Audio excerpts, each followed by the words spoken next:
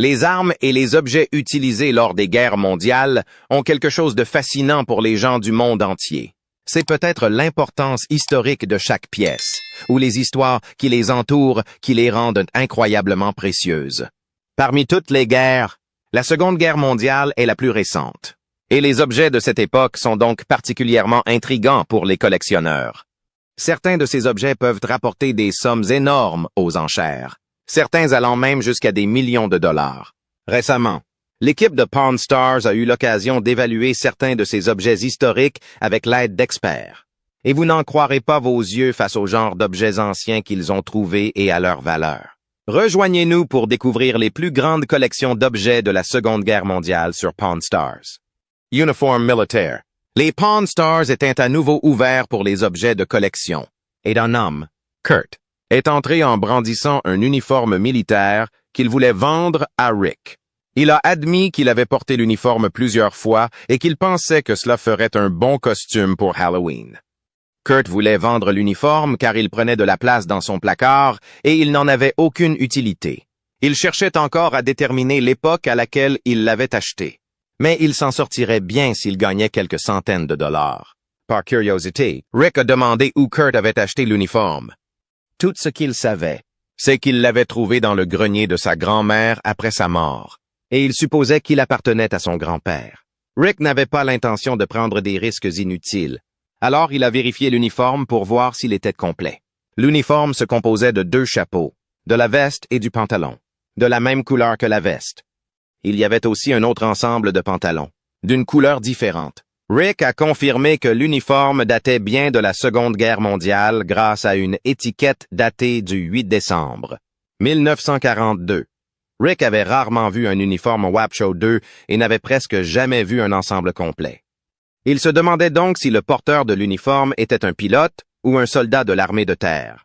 Il s'est avéré que le porteur était un membre de l'Army Air Corps. Outre la date sur l'uniforme, le prix était également fixé à $750.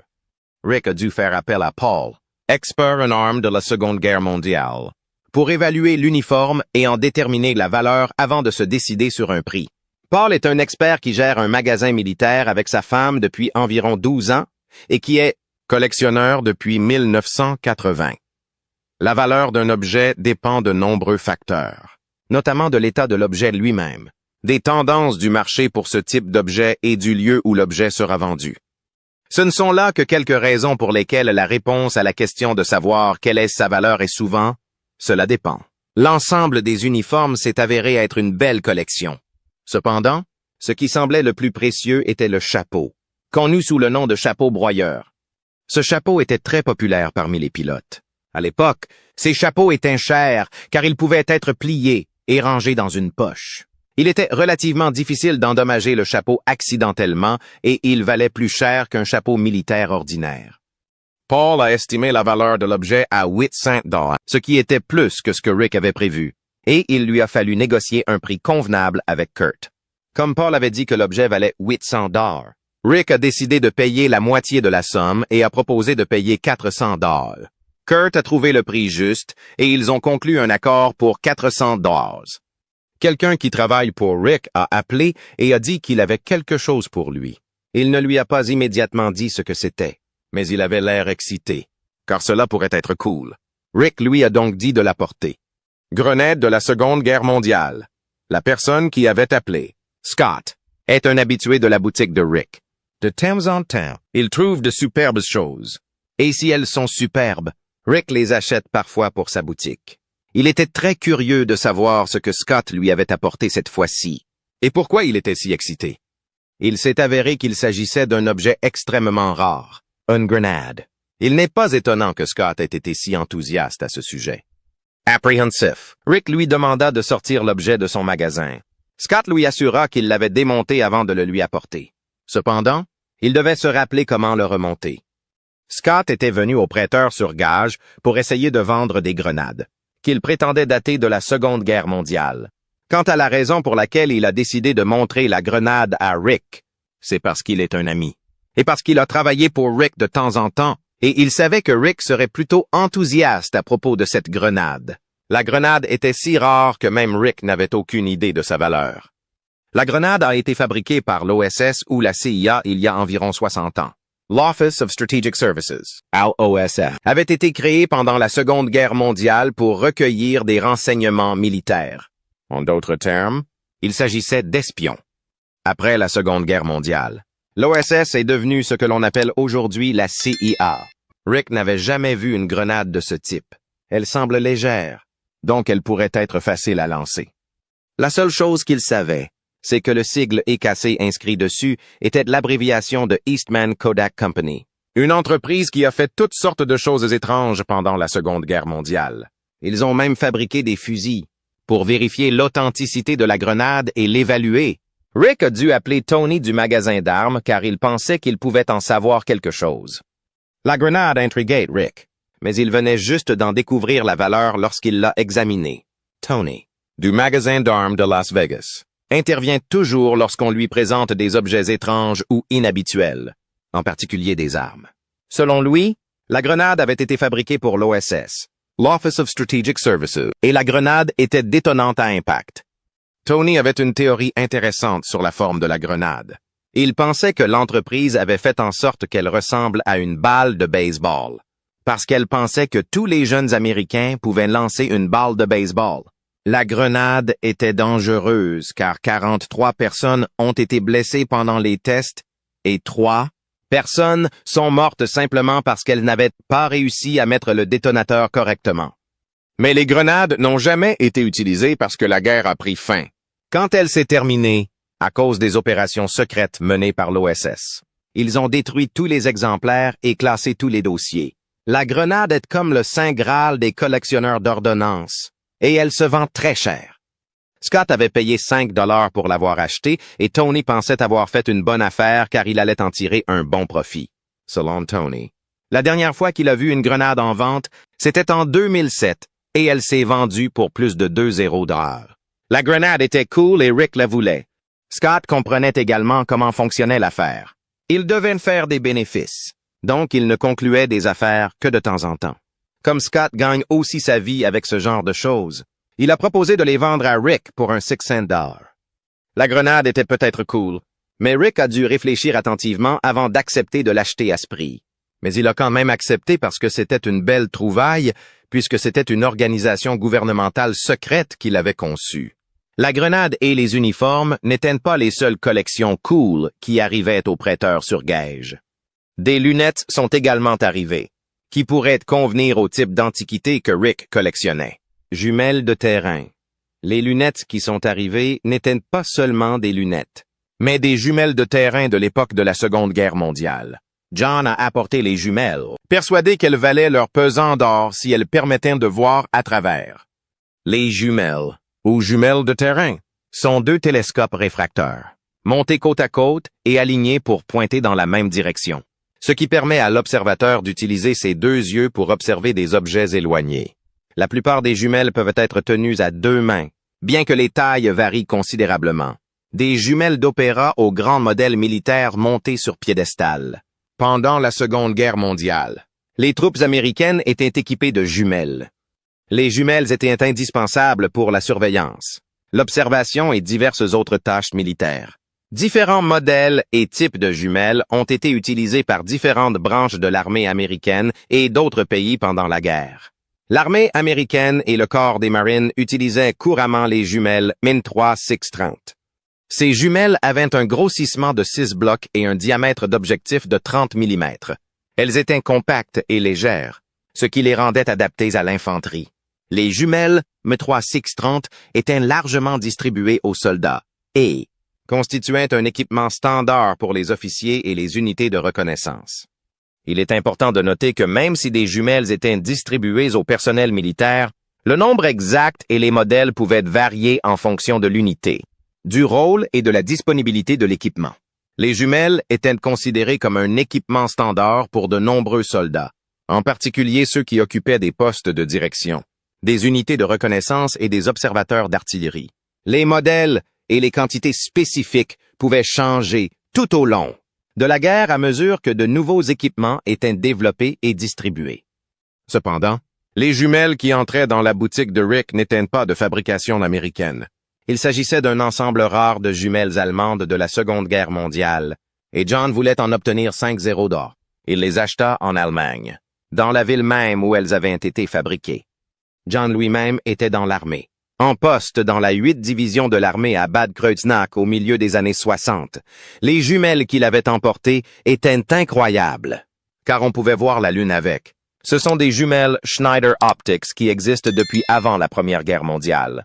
Ce sont des optiques de très haute qualité. Des jumelles plus grandes et plus puissantes étaient souvent utilisées dans l'aviation et la marine. La marine américaine, par exemple, utilisait une variété de jumelles, y compris des modèles avec un grossissement plus élevé et des objectifs plus grands, pour aider à repérer les navires et les opérations navales. Dans le secteur de l'aviation, ils utilisent ces choses parce qu'il n'y a pas d'équivalent.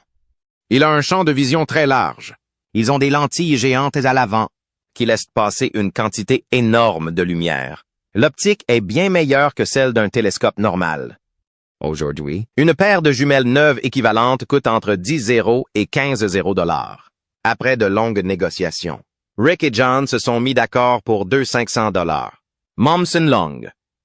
Un homme est entré dans le prêteur sur gage en tenant quelque chose. Mais le rebondissement de l'histoire est que même lui n'avait aucune idée de ce que c'était. Il savait seulement que les personnes à qui il l'avait acheté prétendaient qu'il provenait d'un sous-marin de la Seconde Guerre mondiale. Cependant, Rick, en collectionneur expert qu'il était, a immédiatement identifié l'objet comme étant un poumon de Mommsen. Un lieutenant de la marine nommé Mommsen l'a mis au point, et il a donc fini par porter son nom et s'appeler le poumon de Mommsen.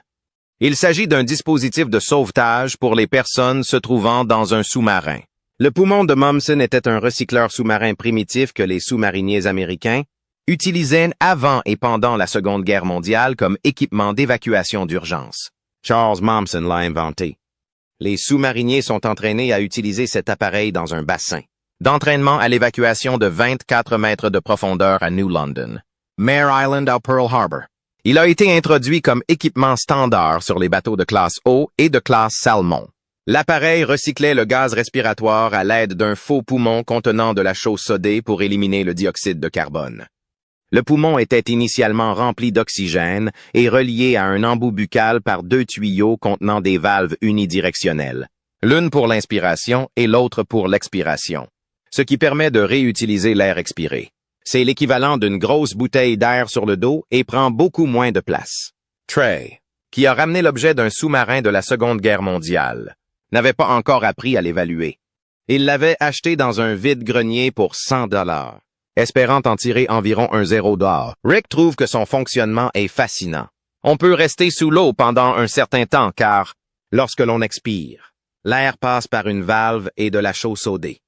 La chaux sodée est un composé chimique qui absorbe le dioxyde de carbone. Par exemple, si une personne se trouve dans un endroit sans oxygène, c'est le dioxyde de carbone qui la tue et la fait tousser. Le poumon de Mommsen a été repensé à maintes reprises, mais celui-ci était identique à l'original. Il y a beaucoup de gens qui collectionnent des objets de la Seconde Guerre mondiale. Les objets sous-marins sont difficiles à obtenir, car ils ne représentent que 2% de la flotte américaine. Ils sont donc assez rares. Même si Trey avait dit qu'il espérait obtenir un $0 pour l'objet puisqu'il se vend environ 6 cents ou 7 cents sur Internet. Rick a décidé de payer 300 $. Trey a accepté et l'affaire a été conclue. Rick est devenu propriétaire d'un poumon Mommsen de la Seconde Guerre mondiale, des baïonnettes. La légende raconte que les baïonnettes ont été utilisées pour la première fois à Bayonne, en France, dans les années 1600 et sont encore aujourd'hui distribués aux Marines américains. Ces objets historiques étaient ceux que Herb avait apportés au prêteur sur gage de Rick. Il pensait que Rick pourrait être intéressé par les baïonnettes que son père avait envoyées pendant la Seconde Guerre mondiale. Herb voulait simplement s'en débarrasser car il les avait depuis longtemps. Donc s'il pouvait en tirer quelque chose, il le ferait. Une baïonnette est un couteau, une dague, une épée ou une arme en forme de pointe conçue pour s'adapter à l'extrémité du canon d'un fusil, d'une carabine, d'un mousquet ou d'une arme à feu similaire, ce qui lui permet d'être utilisé comme une arme de type lance. Du début du 17e au début du 20e siècle, c'était une arme de mêlée utilisée par l'infanterie pour des tactiques offensives et défensives. Aujourd'hui, Elle est considérée comme une arme auxiliaire ou une arme de dernier recours, bien qu'elle soit toujours utilisée à des fins cérémonielles. Ceylon Herb. Il savait que l'une des baïonnettes provenait d'un Mosser 98 et qu'elle était en très bon état. Les collectionneurs recherchent des baïonnettes en bon état. Les baïonnettes anciennes sont comme des fusils anciens. Vous voulez qu'elles soient originales. Et si vous les modifiez et les changez, elles peuvent perdre beaucoup de valeur. Il y avait aussi une baïonnette plus ancienne, qui semblait intéressante. Rick aimait les baïonnettes. L'un d'eux était en très bon état, mais il avait des problèmes avec les deux autres. L'un d'eux était un couteau fabriqué à partir d'une baïonnette. Il pensait qu'il ne valait qu'un peu d'argent. L'autre baïonnette semblait avoir été fabriquée dans un garage. Avant de négocier, il avait donc besoin de l'avis d'un expert. Rick a fait appel à Paul, l'expert en armes de la Seconde Guerre mondiale dont nous avons parlé plus tôt, pour qu'il évalue les baïonnettes. Celui qui semblait avoir un défaut était le plus intéressant, valant d'environ 250 ou 350 $. Mais l'histoire avait un rebondissement.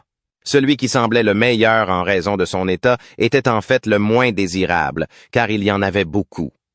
Par conséquent, elle ne valait que 45 ou 50 $, car c'est une baïonnette ordinaire. Avant l'arrivée de Paul, Rick ne voulait qu'une seule baïonnette. Maintenant, il en voulait 3. La seule question était cependant de savoir à quel point Herb voulait cet argent. Et c'est là que les choses sont devenues intéressantes. Herb voulait initialement un 500 $ pour les baïonnettes. Mais après avoir entendu Paul, il a décidé de se contenter de 0 $. Mais Rick n'était pas prêt à payer autant. Il proposa de payer 300 $, mais Herb ne voulut pas. Il ne les vendit pas à Rick, car il ne parvenait pas à se mettre d'accord sur le prix. Il a donc décidé de les garder dans une boîte à la maison. Les Vestes Heroes de Henry S. Hoyt Cooper peuvent gagner le cœur des gens, à tel point que même les vêtements qu'ils portent peuvent avoir une grande valeur. Scott est entré dans la boutique de Rick, portant une veste en cuir, celle qu'un véritable héros de guerre portait. Il est venu au magasin pour essayer de vendre la veste de combat de la Seconde Guerre mondiale qu'il avait reçue d'un ancien colocataire. Il espérait obtenir 10 $ pour régler ses factures et ne prendre que 4 $. Curieux, Rick a demandé à Scott ce qu'il savait de la personne qui avait porté la veste. Henry S. Hoyt Cooper le portait. Il était le capitaine des Hellhawks. Pendant la Seconde Guerre mondiale, les Hellhawks ont participé à des missions de combat sur les théâtres européens et méditerranéens. Ils ont été très impliqués dans l'opération Overlord, également connue sous le nom d'invasion de la Normandie le jour J. Ils ont également joué un rôle majeur dans la bataille des Ardennes et l'opération Market Garden. Ils étaient connus pour leurs tactiques aériennes agressives et efficaces, qui leur ont permis de réussir au combat. L'une des missions les plus connues dans lesquelles les Hellhawks ont été impliqués était l'opération Market Garden, une opération alliée de grande envergure visant à capturer des ponts clés aux Pays-Bas et à sécuriser une route vers l'Allemagne. Les Hellhawks ont fourni une couverture aérienne aux troupes aéroportées larguées derrière les lignes ennemies.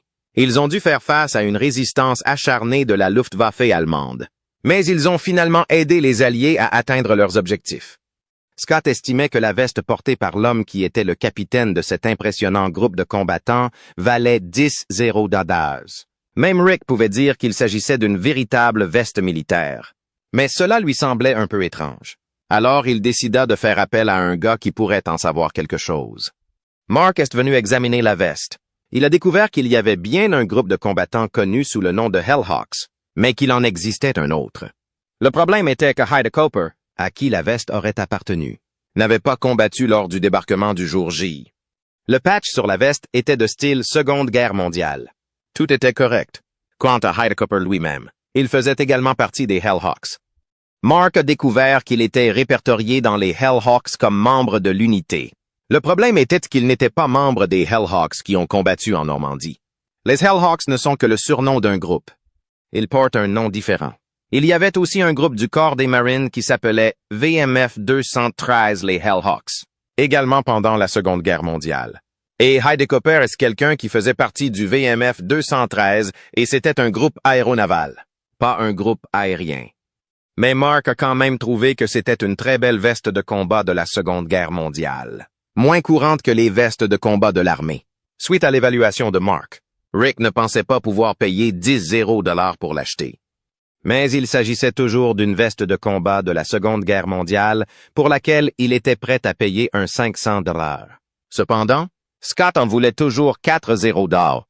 Scott ne semblait pas disposé à la vendre pour moins de 4 zéros $. Et Rick n'était pas non plus disposé à payer ce prix.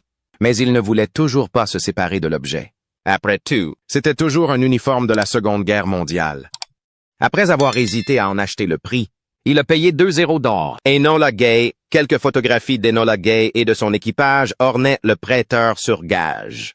L'Enola Gay est un bombardier Boeing B-29 Super Fortress, nommé d'après Enola Gay Tibbets, la mère du pilote, le colonel Paul Tibbets.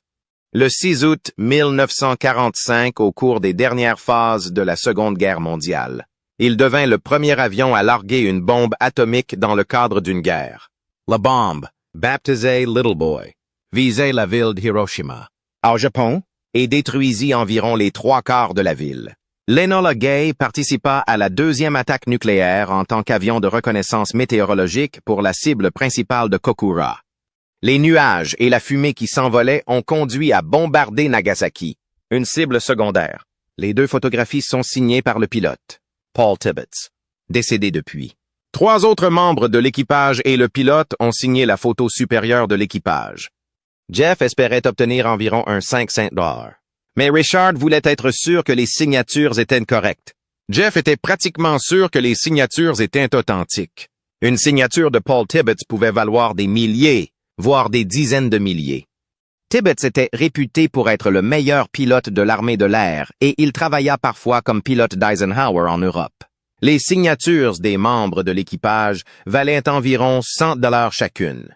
Mais Tibbets valait un peu plus parce qu'il était le pilote, et sa signature pouvait valoir environ 150 $. Le total de l'œuvre était donc de 600 $. Mais Richard n'était pas prêt à payer 600 $ pour le tableau. Il n'en paierait que 400 $. Jeff ne voulait pas renoncer à ce prix, car il le trouvait un peu décevant. Alors il a décidé de le garder. Pourquoi les gens collectionnent-ils des souvenirs? Certains individus se considèrent comme des passionnés d'histoire. C'est pourquoi ils collectionnent, achètent et vendent généralement des souvenirs de guerre, ou ce que l'on appelle aussi du matériel. Comme ils s'intéressent aux guerres historiques qui ont façonné les nations, dévasté notre monde ou changé le cours de l'histoire, ils aiment collectionner des objets tangibles qui ont été utilisés pendant la guerre ou qui ont appartenu à des individus qui ont combattu ces guerres. D'autres objets historiquement pertinents ont plus de valeur. Par exemple, les objets militaires et autres souvenirs de la guerre d'indépendance américaine ont plus de valeur pour les collectionneurs américains, car c'est grâce à cette guerre que l'indépendance de l'Amérique vis-à-vis de l'Empire britannique a été établie. L'Amérique étant un pays indépendant, est devenue ce qu'elle est aujourd'hui grâce à cette guerre. Elle est très chère au cœur de beaucoup de gens. Il est donc naturel que les souvenirs de cette guerre soient très chers et précieux. Les objets militaires d'autres périodes marquantes de l'histoire du monde, notamment les guerres mondiales, sont également très populaires et précieux. Les objets militaires liés à des guerres plus anciennes sont assez rares. Par conséquent, tout objet rare disponible devient précieux pour les collectionneurs, qui sont prêts à donner une jolie somme ou à payer cher pour de telles trouvailles rares. De plus, les objets militaires qui ne sont plus aussi facilement disponibles qu'auparavant sont également très précieux. Par exemple, les grenades dont nous avons parlé plus tôt ont été détruites après la fin de la guerre, et leurs enregistrements ont été gardés confidentiels. Par conséquent, toute personne possédant un tel objet en tirera un profit. Bien que ces facteurs soient les plus courants pour déterminer la valeur de certains objets militaires, il existe de nombreuses raisons personnelles pour lesquelles les collectionneurs trouvent certains objets militaires plus précieux que d'autres. Par exemple, les objets liés à l'histoire de leur famille auront beaucoup plus de valeur que d'autres souvenirs populaires. De plus, les objets utilisés par une personne populaire, comme le jeu de cartes Henry Huey de la milice, sont très précieux, tout comme les tableaux signés par Paul Tibbets. Que pensez-vous de ces objets qui déclenchent des souvenirs?